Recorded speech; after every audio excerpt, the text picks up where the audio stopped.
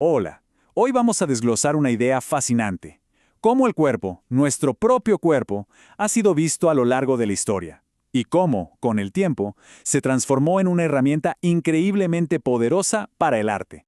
A ver, empecemos de lleno con esta imagen que es muy potente.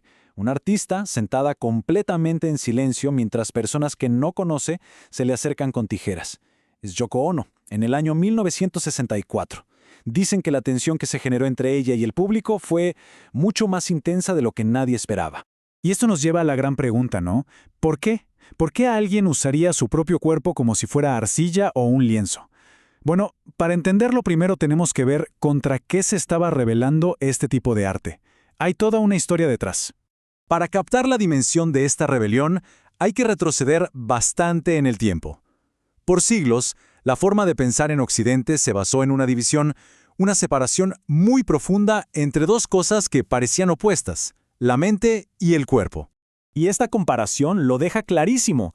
Por un lado, la mente, el alma, eso era lo superior, lo lógico, lo que duraba para siempre. Y por el otro lado, el cuerpo, visto como algo inferior, pura emoción, algo que se desvanece con el tiempo. O sea, el cuerpo no era parte de uno mismo, sino algo que había que dominar, que controlar. Y este legado, esta idea, es profundísima. Pensemos, para Platón, el cuerpo era una prisión de la que el alma quería escapar. Si saltamos a la teología medieval, con Tomás de Aquino, el cuerpo femenino era un instrumento para el pecado. E incluso para un pensador como Descartes, el cuerpo era básicamente una máquina. La idea de fondo era que el cuerpo era una fuente de problemas, de culpa, una distracción. Pero claro, esta forma de pensar no podía durar para siempre. Algo tenía que cambiar.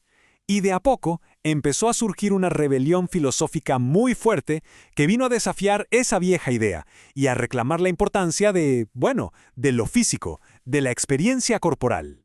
Y si esa rebelión tiene un nombre, es Friedrich Nietzsche.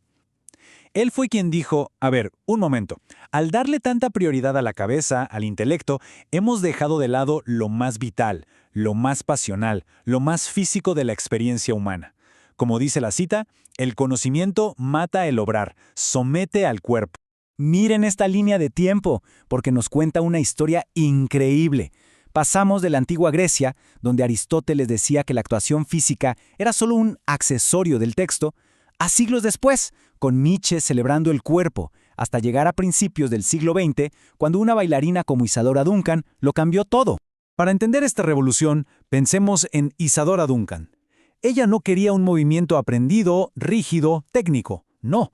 Ella buscaba un movimiento que naciera de la propia experimentación, del sentimiento.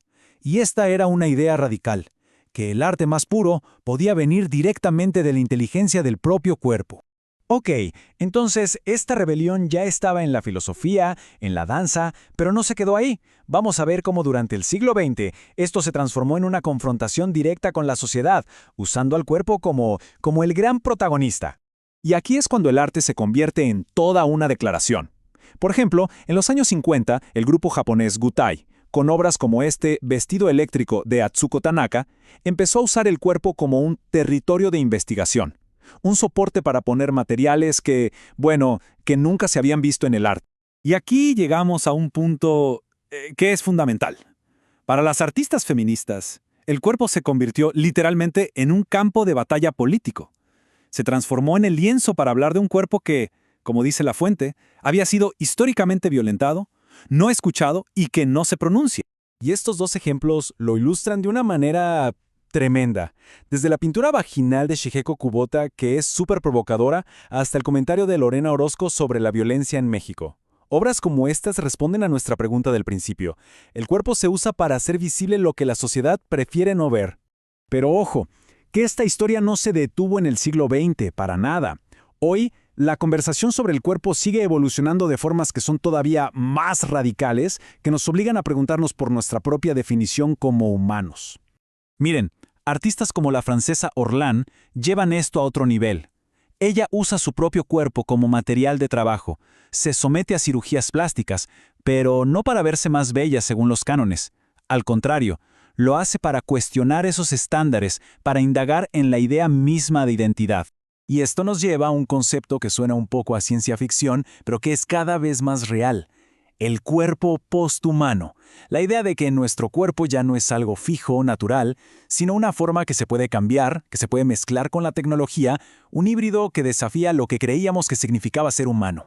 Y si lo pensamos, no es tan lejano. Desde el cyborg de las películas hasta la realidad de las prótesis de hoy en día, la línea que separa la tecnología de nuestro cuerpo es cada vez más borrosa.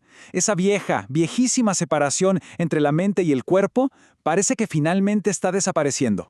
Y esta frase de Hélène Cixous de verdad resume todo este viaje de una forma brillante. Escríbete, es preciso que tu cuerpo se haga oír. Resume esa larguísima lucha del cuerpo por al fin poder tener su propia voz. Entonces, después de este recorrido, de ver cómo el cuerpo pasó de ser una prisión a un lienzo político y a un artefacto tecnológico, nos queda una última reflexión. Después de tantos siglos de ser silenciado, controlado y después reclamado, ¿qué historia está contando el cuerpo en nuestros días?